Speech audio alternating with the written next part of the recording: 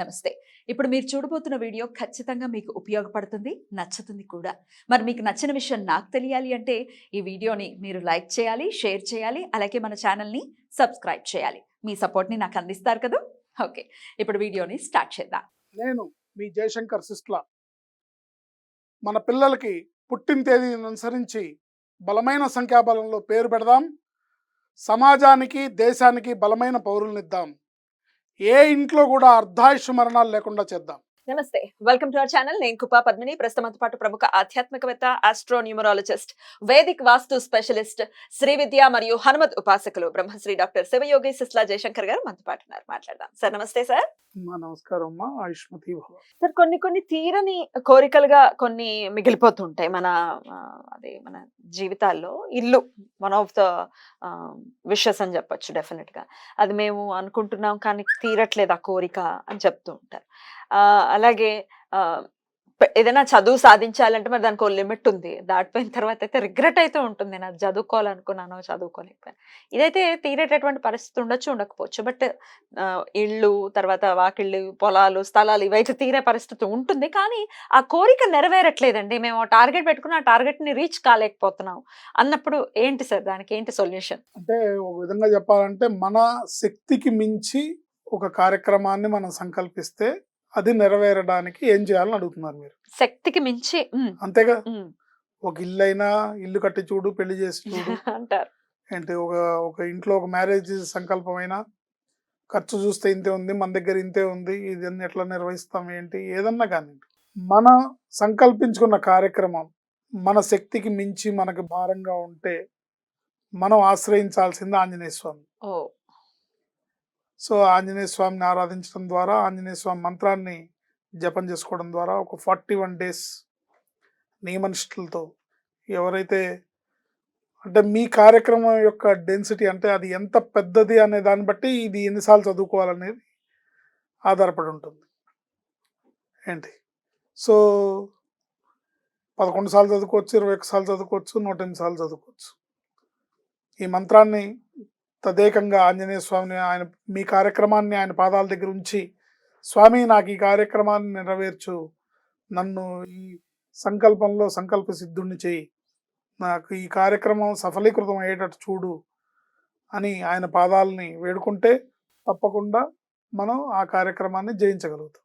Right sir. అయితే ఆంజనేయ స్వామికి చెప్పినప్పుడు మరి ఆడవాళ్ళు కూడా చేయొచ్చా? ఆయన బ్రహ్మచారి కదా, ఇట్లాంటి రకరకాల ప్రశ్నలు వచ్చేస్తాయి. అప్పుడు ఏం చెప్తారు సార్? మీరు ఒక హనుమద్ ఉపాసకులు. బ్రహ్మచారిని అనుకుంటారు. బ్రహ్మచారి ఉంది ఆయన సువర్చలా సహిత ఆంజనేయ స్వామి. ఆయనకు వివాహం జరిగిందని కొంతమంది, కాదు కలియుగాంతంలో జరుగుతుందని, ఎందుకంటే భవిష్యత్ బ్రహ్మచారి అనేది ఆయన క్యారెక్టర్. ఓ ఓకే. ఈ సాంసారిక జీవితంలో ఉండేటటువంటి ఆయనకు అవసరం లేదు. ఆయనకి రామనామం తప్ప ఇంకేం అవసరం లేదు. లౌకికమైన విషయాలు ఆయనకు అవసరం లేదు. ఆయనకున్నవి రెండు కార్యక్రమాలు. ఒకటి తన భక్తుల్ని కాపాడడం, 2 రామ భక్తుల్ని కాపాడడం, 3 రామనామాన్ని జపించడం. సో ఆయన్ని ఆశ్రయిస్తే ఆడవాళ్ళైనా, మగవాళ్ళైనా, పిల్లలైనా, పెద్దలైనా, ఎవరైనా సరే మీ శక్తికి మించి, మీరు ఇప్పుడు సపోజ్ అనుకోండి, మీరు ఏదన్నా పెద్ద ఎగ్జామ్ రాయబోతున్నారు, మీకు శక్తికి మించిందిగా అనిపిస్తుంది, మీరు గ్రూప్స్కి ప్రిపేర్ అవుతున్నారు, గ్రూప్స్కి సెలక్షన్ అవ్వాలనుకుంటున్నారు, ఐఏఎస్ ఆఫీసర్ అవ్వాలని మీ టార్గెట్ అనుకోండి, అప్పుడు కూడా చేసుకోవచ్చు. లేదా మీరు ఒక ఇంటి నిర్మాణాన్ని సంకల్పించారు, మీ శక్తికి మించి ఉంది, సో అప్పుడు కూడా ఇది చేసుకోవచ్చు. ముఖ్యంగా ఈ మంత్రాన్ని ఉదయం పూట చేసుకోవడం, నిరంతరం చేసుకోవడం కూడా ప్రక్రియ ఉంది. స్మరించుకోవడం అంటే మీ కార్యక్రమం నెరవేరే వరకు ఇంకా ఆయన్ని, ఆంజనేయ స్వామిని, ఆయన రామనామం ఎలా చేస్తాడో మనం ఆయన నామం చేస్తూ ఉంటే ఆయన అనుగ్రహిస్తాడు. ఎవడో వీడు గోల పెడుతున్నాడని ఒకసారి చూస్తాడు, ఏడుపు ఏమిటని ఒకసారి చూసి ఆ ఏడుపుని తీర్చేస్తాడు. దీనికి ఏమైనా ఈ మంత్ర సాధనకి ఏదైనా నియమాలు ఉంటాయా? ముఖ్యంగా చూస్తే నియమనిష్టలతో చేస్తే ఫలితం తొందరగా ఉంటుంది. భగవంతుడు ఏది తనకు కావాలని అడగడు. మనం నిర్ణయించుకోవడం ద్వారా మన విజ్ఞత, అది మన సంస్కారం. సో ఆంజనేయ స్వామిని కొలిచేటప్పుడు సహజంగా బ్రహ్మచర్యాన్ని పాటిస్తే పని శీఘ్రంగా అవుతుంది.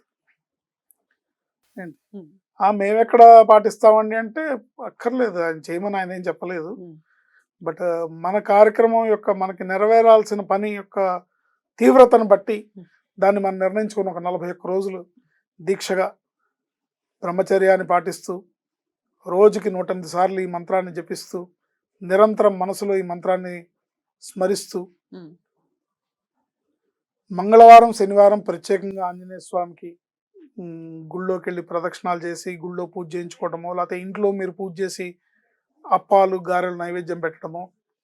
మంగళవారం నాడు ఆంజనేయ స్వామికి అప్పాలు నైవేద్యం పెట్టాలి, ఆకు పూజ చేయాలి. శనివారం నాడు గారెలు నైవేద్యం పెట్టాలి, పానకం వడపప్పు గారెలు నైవేద్యం పెట్టాలి. right, ఇది చేస్తూ ఈ మంత్రాన్ని చేసుకోవాలి. right. ఏంటి సార్ ఆ మంత్రం? శ్రీరామదూతం శిరసా నమామి, అసాధ్య సాధక స్వామిన్ అసాధ్యం తవ కిం వద, రామదూత కృపా సింధో మత్కార్యం సాధయ ప్రభో. శ్రీరామదూతం శిరసా నమామి, శ్రీరామదూతం శిరసా నమామి, అసాధ్య సాధక స్వామిన్ అసాధ్యం తవ కిం వద, రామదూత కృపా సింధో మత్కార్యం సాధయ ప్రభో. అంటే మీ సంకల్పం ఆ మంత్రంలోనే ఉంది. అసాధ్య సాధక స్వామిన్ అసాధ్యం తవ కిం వద. నీకు అసాధ్యం అన్నది లేదు, ఆయనకి అసాధ్యం అనేది లేదు, ఆయన ఏమని చేయగలడు. రామదూత కృపా సింధు, ఓ రామదూత అపారమైన కృపా కరుణ నీ సొంతం. కరుణని ఒక రాశిగా పోస్తే ఎలా ఉంటుందో అది ఆంజనేయ స్వామి స్వరూపం.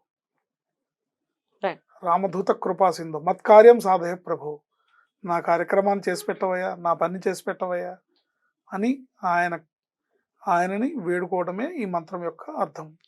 శ్రీరామదూతం శిరసా నమామి, అసాధ్య సాధక స్వామిన్ అసాధ్యం తవ కిం వద, రామదూత కృపా సింధు మత్కార్యం సాధయ ప్రభో.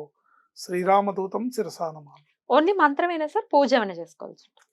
ఇదే మంత్రంతో పూజ చేయాలి మంగళవారం శనివారం. పూజ చేయడం అంటే, మంత్రంతో పూజ చేయడం అంటే ఏంటి? ఆ తమలపాకులతో ఒక్కొక్క తమలపాకు తీసుకొని ఈ మంత్రం చదువుతూ వేయడం ఆయన పాదాల దగ్గర, ఆయన పాదాల దగ్గర. లేదా సింధూరం, ఉమ్. ఇప్పుడు అమ్మవారికి మనం కుంకుమార్చన ఎలా చేస్తామో అట్లా ఆంజనేయ స్వామికి సింధూరంతో ఒక తమలపాకు తీసుకొని తమలపాకులు సింధూరాన్ని చేత్తో పట్టుకొని ఒక్కొక్కసారి మంత్రం చదువుతూ ఒక్కొక్కసారి సింధూరం అట్లా వేస్తూ దాన్ని ధారణ చేసుకోవచ్చు. బ్రహ్మాండంగా ఉమ్, ఉమ్, అత్యంత పవిత్రమైనది, అత్యంత మహిమాన్వితమైనది, ఉమ్. అతి శక్తివంతమైనది. సింధూరం. ఉమ్. ఉమ్, ఉమ్, ఉమ్. సో ఆంజనేయ స్వామిని ఆశ్రయిస్తే, ఆయన అనుగ్రహం లభిస్తే, ఆయన అనుగ్రహాన్ని మనం సంపాదించగలిగితే, ఆయన ఒంటి మీద ఎన్ని రోమాలు ఉన్నాయో మీ కష్టం తీరడానికి అన్ని మార్గాలు చూపిస్తాడు. బాబా బాబా బాబా, అద్భుతం, అద్భుతం. ఆయన ఒంటి మీద ఎన్ని రోమాలు ఉన్నాయో మీ కష్టం తీరడానికి మీకు అన్ని మార్గాలు చూపిస్తాడు ఆయన. బ్యూటిఫుల్. సో ఆయన్ని ఆశ్రయించాలి.